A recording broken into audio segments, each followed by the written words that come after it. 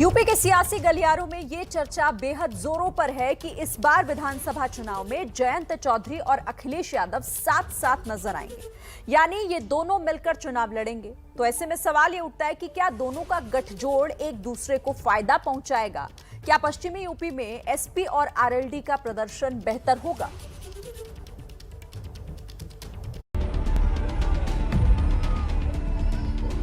UP की सियासत के दो बड़े राजनीतिक परिवारों की दूसरी पीढ़ी चुनावी मैदान में है। एक की कमान अखिलेश यादव के पास है, दूसरे की जयंत चौधरी के पास। और इस बार दोनों मिलकर यूपी चुनावों में योगी आदित्यनाथ को चुनौती देने की तैयारी में हैं। औपचारिकताओं में हम विश्वास नहीं करते, कोई बड़ी चीज नहीं, बहुत जल्दी हो जाएगा। हम इशू बेस्ड पॉलिटिक्स को लेकर चल रहे हैं। हमारा इशू बेस्ड ऑर्गेनाइजेशन है और पहली बार किसी चुनाव में हुआ है कि चुनाव के 4 महीने पहले किसी का घोषणा पत्र आ गया। सब पे दबाव बनेगा। समाजवादी पार्टी के साथ हमारा पिछले चुनाव में भी अलायंस था, बहुत अच्छी हमारी बातचीत चल रही है और इश्यूज पे हम लोग सहमत हैं। अब सवाल यह है कि अगर गठबंधन हो गया तो क्या होगा? क्या वाकई इसका असर चुनावी नतीजों पर पड़ेगा? पश्चिमी यूपी में जयंत की पकड़ अच्छी है, लेकिन क्या ये तब भी रहेगी जब वो अखिलेश यादव के साथ होंगे?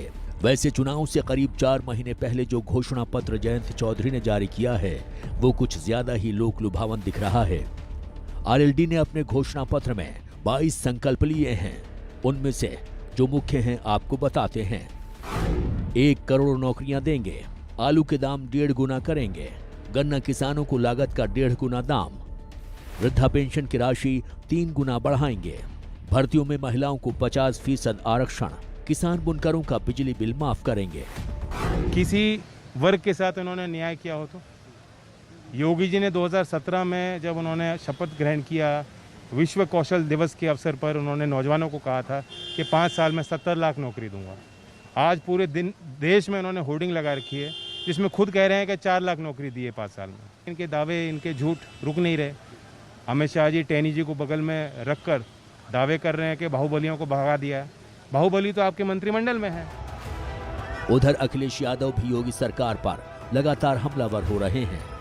हरदोई में अखिलेश यादव ने एक बार फिर योगी सरकार पर निशाना साधा। साथ ही उन्होंने कांग्रेस को भी लपेटे में ले लिया। जिस मंदिर को समाजवादी सरकार और मैंने बनवाया मुख्यमंत्री आवास में, उसमें मुख्यमंत्री जी डेली पूजा करते हैं। ये बीजेपी को पता ही नहीं है। सीबीआई और ईडी को पीछे लगाने की आदत कांग्रेस की रही है। उसी कांग्रेस के रास्ते पर भारतीय जनता पार्टी चल रही है। मैंने कहा कई मौकों पर और फिर मैं कहता हूं आपके सामने, कांग्रेस और बीजेपी में कोई फर्क नहीं है। जो कांग्रेस है वही बीजेपी है, जो बीजेपी है वही कांग्रेस है। यानी जयंत और अखिलेश दोनों के बयान करीब करीब एक जैसे ही हैं। अब देखना यह है कि दोनों का गठबंधन चुनाव क्या कमाल कर दिखाता है। ये तो भविष्य में छुपा है, लेकिन सियासी दांवपेच में भूतकाल के आंकड़े भी भविष्य के संकेत बताते हैं। अगर यूपी विधानसभा चुनाव में आरएलडी का प्रदर्शन देखें तो आसानी से समझा जा सकता है कि किस समीकरण में उसे कितनी सफलता मिली है, यानी किस पार्टी के साथ गठबंधन आरएलडी के लिए फायदेमंद साबित हुआ है। साल 2002 के चुनाव में बीजेपी के साथ चुनाव लड़े, 14 सीटें मिली और 2% वोट मिले।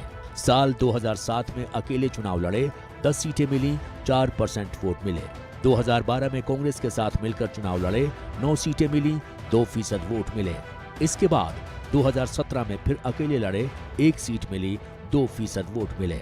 ऐसे ही 2004 के लोकसभा चुनाव में समाजवादी पार्टी के साथ मिलकर लड़े, 3 सीट मिली, 4% वोट मिले। 2009 में बीजेपी के साथ मिलकर चुनाव लड़े, 5 सीटें जीती, 3% वोट मिले।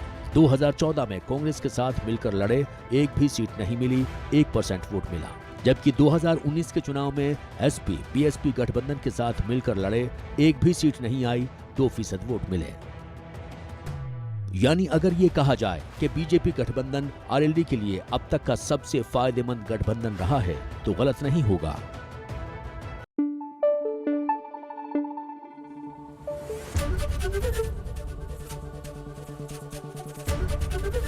एबीपी न्यूज आपको रखे आगे।